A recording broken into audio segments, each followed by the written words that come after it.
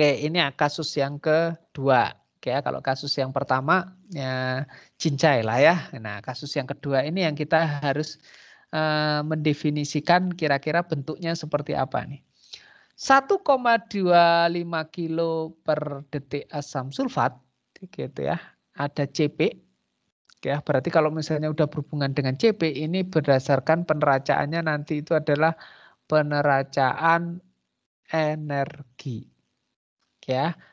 Untuk neraca massa NME udah sampai ke energi, sudah ya? Sudah, Pak. Oke, sudah. Nah, ini kebetulan dosennya juga Pak Fadli juga kan? Ya, jadi sudah ini berarti kalau Iya Pak, rumusan baru 1 kali pertemuan. Hah? Baru 1 kali pertemuan tentang energi Pak. Hari ini pertemuan Oh. kedua tentang energi. Oh, hari ini pertemuan yang kedua. Berarti sudah ya MCPDT itu sudah ya? Oh, tentu Pak. Kenapa? Kenapa Pak Fadli? Sudah Pak. Sudah Oh, Pak. sudah gitu. Jadi kalau kemarin kalau berhubungan dengan peneracaan apa namanya massa, Anda akan punya ya namanya Q dikalikan rho gitu ya. Itu pentingnya adalah di situ ya.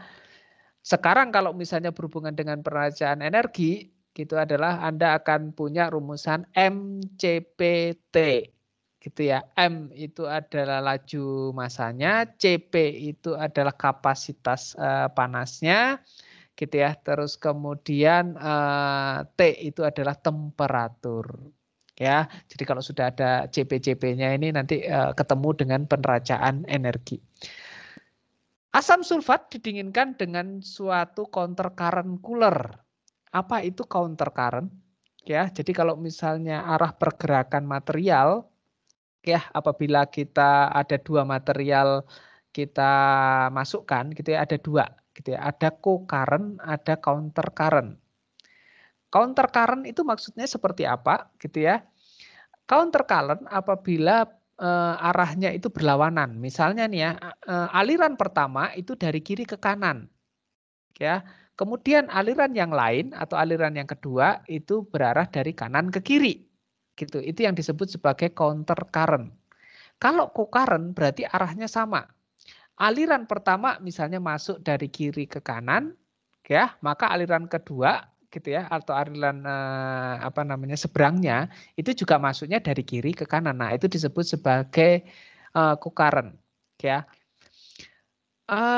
Kapan counter current, co-current ini dipakai dalam kita melakukan proses di teknik kimia? Sering sekali. Contohnya itu adalah kalau misalnya Anda menukarkan panas. Contoh kasus ini, gitu ya. Ini kalau misalnya Anda lihat di dalam gambar seperti ini adalah contoh dari bentukan yang counter current. Ya, counter current itu seperti apa? Coba Anda lihat di sini.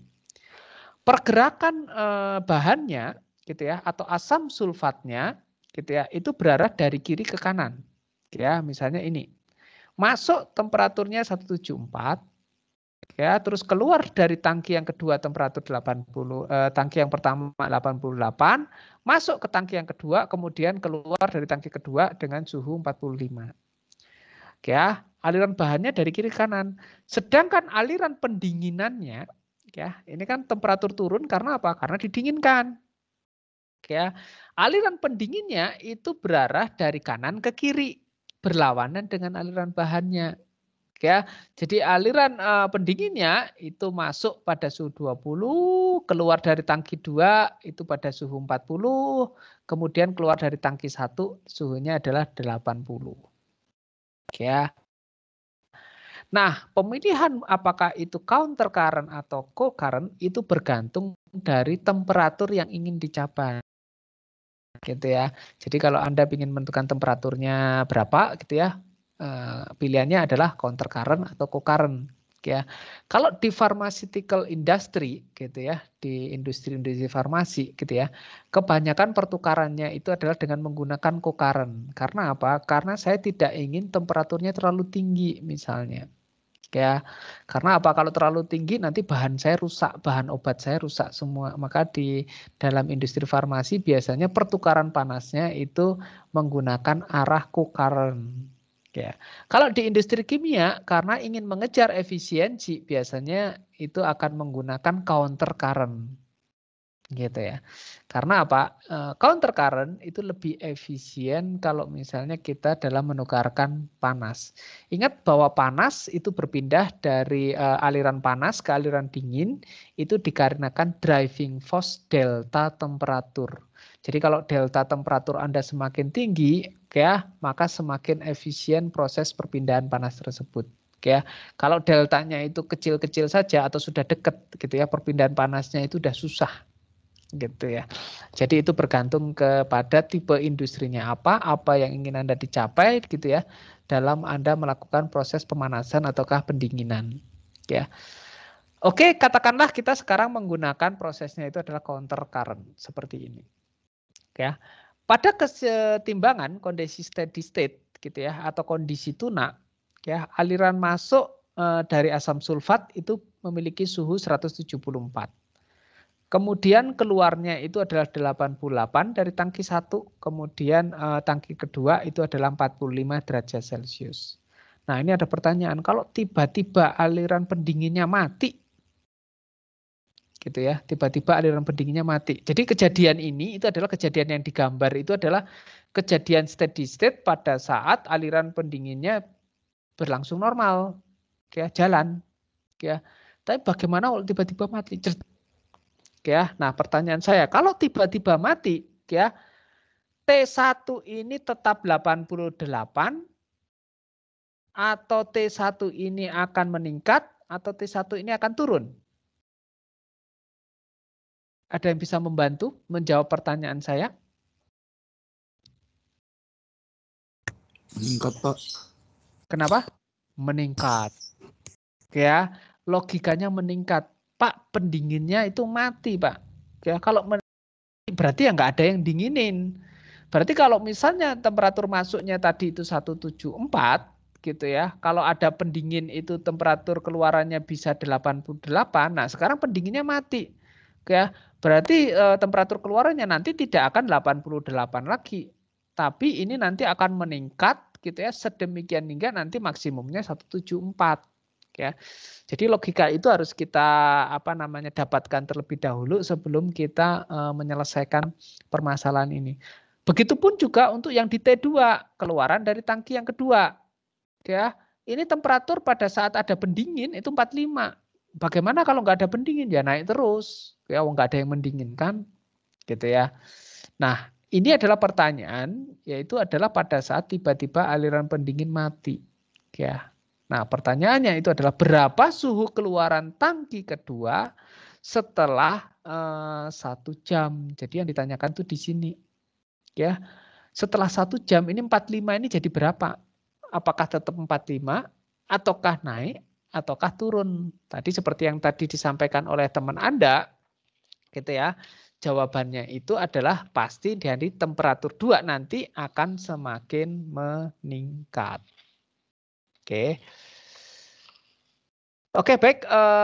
Ada yang ingin ditanyakan dari rumusan permasalahannya? Oke, kalau misalnya tidak ada yang ditanyakan, oke ya, kita coba selesaikan terkait dengan ini, ya. Saya akan ganti. Nah, ini dia. Oke. Ya, nah saya lupa lagi untuk mengcopy soalnya tadi.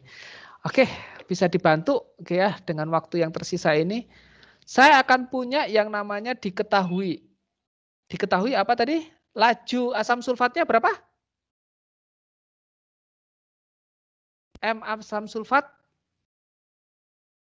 Ada yang bisa membantu saya? Berapa nilainya? 1,25, Pak. Kilogram 1,25 kilogram per per detik. second. Ya. Dan CP-nya berapa? Ingat ya, ini berhubungan dengan energi, jadi CP. Densitasnya nggak usah di ini. CP-nya berapa? 1.500, Pak. 1.500 Joule per Joule kilogram. per kilogram derajat Celcius. Oke ya. Terus kemudian kalau misalnya volumenya, volume tangkinya 4.500 Pak. ya, itu volume tangki 1, kita ini kan volume tangki 2 itu adalah 4.500 desimeter ini ya, liter ya? Iya, liter Pak. Liter. Coba kita samakan terkait dengan satuan ya. Jadi ini kan satuan kilo, berarti nanti kita akan ketemu meter kubik gitu ya. Jadi di sini ini adalah 4,5 meter kubik. Oke ya, meter kubik saja. Oke ya. Ini karena kita butuh volume, akumulasikan volume, berarti kita butuh Rho-nya berapa? 1000 kg per meter kubik. 1000 kg per meter kubik. Oke, kemudian yang ditanyakan adalah berapa nilai T2 ya pada saat ya, T temperatur 2 pada saat T sama dengan 1 jam.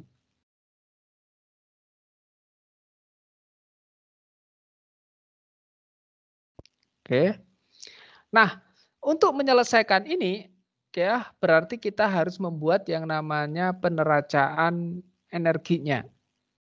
Ya, yaitu adalah jumlah energi masuk. Ini ya kita mulai dari tangki 1 dulu, tangki 1 dulu. Kita mulai dari tangki 1. Tangki 1. Ya, yaitu energi masuk dikurangkan dengan energi keluar atau kalor ya tepatnya ini sebenarnya. Keluar sama dengan akumulasi kalor.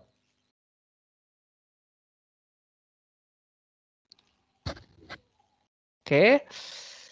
Energi masuk kita rumuskan apa? Yaitu adalah M CP terus kemudian ini masanya dalam ini terus kemudian energi masuknya itu ada dalam bentuk T inlet ya. Kemudian keluarnya itu adalah ya M keluar ya dikalikan dengan CP-nya dia ya dengan dikalikan dengan T1.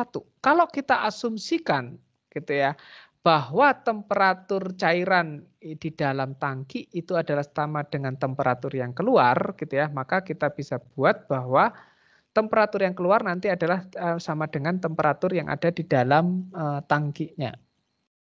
Ya. Ini adalah sama dengan apa di sini? Saya langsung aja ya. Sebenarnya di sini Rho dikalikan V dikalikan DT1 ya, dikalikan dengan DT dikalikan dengan CP. Ya. Rho dikalikan V itu jadi apa? Itu Rho dikalikan V itu adalah massa. Ya, sedangkan CP di sini itu adalah kapasitas panasnya pada tekanan yang tetap. Ya, terus kemudian di sini adalah bentuk akumulasinya itu adalah DT1 dibagi dengan DT kecil. Ya, ada yang sama di sini yang bisa kita apa namanya coret ya. Kita akan punya coretan. M in diketahui M in itu adalah 1,25. T in-nya diketahui. Oh ya, ini belum T masuknya berapa? T masuknya di sini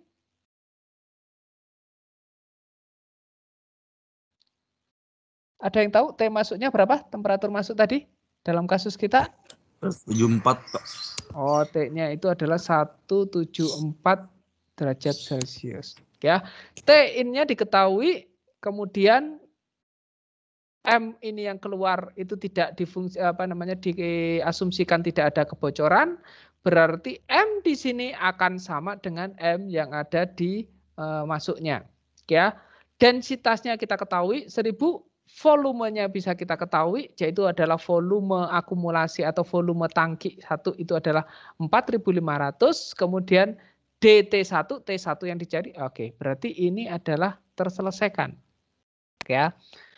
Kita bikin dulu terlebih dahulu adalah untuk yang tangki kedua. Ya, tangki kedua itu akan memiliki penracaan yang sama, ya, yaitu energi masuk dikurangi dengan energi keluar itu adalah sama dengan akumulasi. Nah, ini dia. Masuknya apa? Gitu ya. Jadi ini adalah masuknya M, kita kalikan dengan CP. Ingat, ini tangki 2. Berarti tangki 2 itu masukannya T-nya itu adalah bentuk T1, bukan T-in. Kalau ini T-in. Nah, ini adalah T1. Jadi keluaran suhu keluaran dari tangki yang pertama. Ya. Terus kemudian energi yang keluar itu adalah M dikalikan dengan CP, dia keluaran T2. T2 itu adalah temperatur keluaran tangki yang kedua. Dan akumulasinya itu adalah Rho dikalikan dengan V, ini adalah D bukan DT1 ya. Kalau DT1 itu adalah untuk tangki yang pertama, maka untuk tangki yang kedua itu adalah DT2 dibagi dengan DT dikalikan dengan CP. Ya, ini CP-nya semuanya itu kita asumsikan sama, jadi bisa kita coret. Ya, nah dari sini akan terlihat, ya, apakah bentuk dari dua persamaan diferensial simultan ini kita bisa selesaikan secara bertahap? Jawabannya iya. Karena kalau misalnya kita lihat di sini, apakah penyelesaian dari persamaan yang pertama itu akan membutuhkan jawaban dari persamaan yang kedua? Jawabannya itu adalah tidak. Enggak, Pak. Ya. Jadi untuk menyelesaikan persamaan yang pertama, ya, tidak membutuhkan jawaban dari persamaan yang kedua. Nah, tetapi untuk menyelesaikan persamaan yang kedua ini, kita membutuhkan persamaan yang pertama. Kok bisa, Pak? Nah ini, kita butuh yang namanya T1.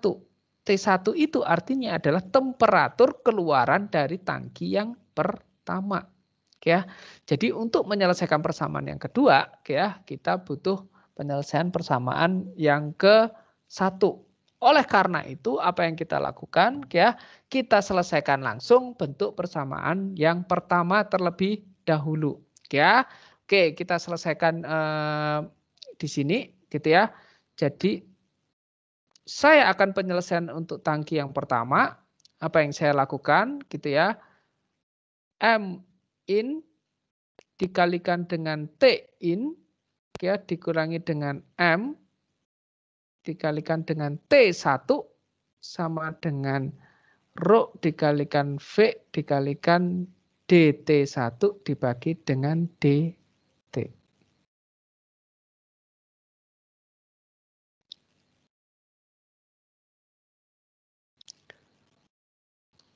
Ya. Terus apa yang saya lakukan di sini, gitu ya, untuk mempermudah yang saya lakukan adalah saya bagi ke semuanya itu dengan 1/Rho dikalikan V untuk menghilangkan di sebelah sini, ya. Karena ancer-ancer saya akan menggunakan apa namanya faktor integrasi untuk menyelesaikan ini. Jadi saya hilangkan di sini, ya.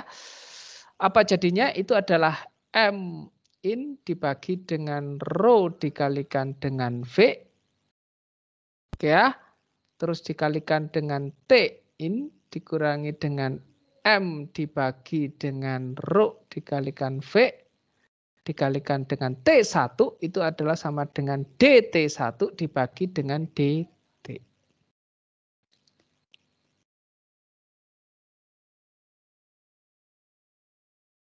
Oke. Nah, kemudian apa yang saya lakukan di sini, gitu ya. Ini M in tinggal kita masukkan. M in ini adalah 1,25. Ya, nah ini butuh sebenarnya kejelian kita ya. Ini kalau misalnya saya bikinkan jadi jam itu jadi berapa? 1,25 dikalikan dengan 3.600 ya. 3.600 kan 1 jam itu 60 menit, 1 menit itu 60 detik. Jadi 1,25 kali 3.600 jadinya? Ada yang bisa menjawab? 4.500, benar ya? 4.500, benar ya? Kilogram per jam. Oke ya. Nah, kalau ini kita masukkan 4.500 gitu ya. 4.500 dibagi dengan rho-nya berapa? 1.000. Oke ya. Volumenya itu adalah 4,5. Oke ya. Jadi dalam artian ini nanti 4.500 dibagi dengan 4.500. Oke ya. Dikalikan dengan T-in, dikalikan M, rho, V, E, ini juga 4.500 ya. Saya ganti langsung. Dibagi dengan 1.000 kali 4,5. Ya, TI dibagi DT1 dibagi dengan DT. 4.500 dibagi 4.500, 1, 1, 1, 1. Oke, jadinya apa di sini? Jadinya itu adalah persamaan saya jadi sederhana sekali, yaitu adalah TI, di mana itu adalah 174 dikurangi dengan T1 sama dengan DT1 dibagi dengan DT. Ya, jadi 1,1 dikurangi dengan DT1 dikurangi dengan Oke. Ini apa yang kita bisa lakukan? Kita bisa selesaikan dengan menggunakan faktor integrasi. Ya. Jadinya itu adalah saya tulis ulang di sini DT1 dibagi dengan DT itu adalah sama dengan ya atau ditambah 174 dikurangi dengan T1.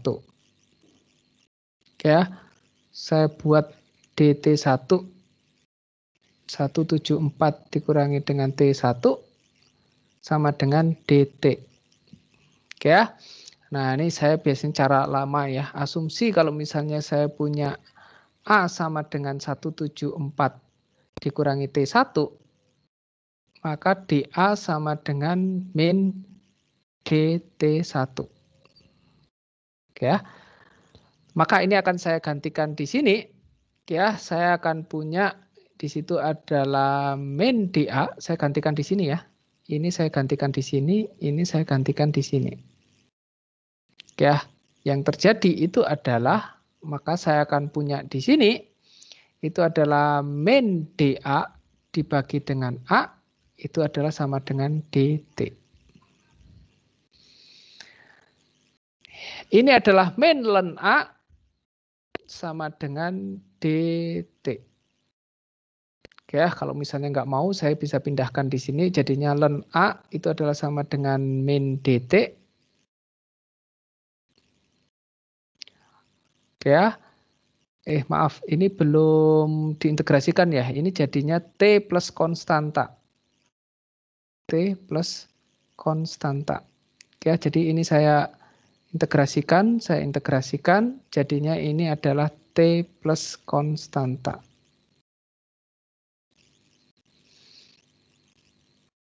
Ya, maka A itu adalah sama dengan eksponensial min T, ya, min konstanta. Di mana A itu adalah 174 min T1 itu sama dengan eksponensial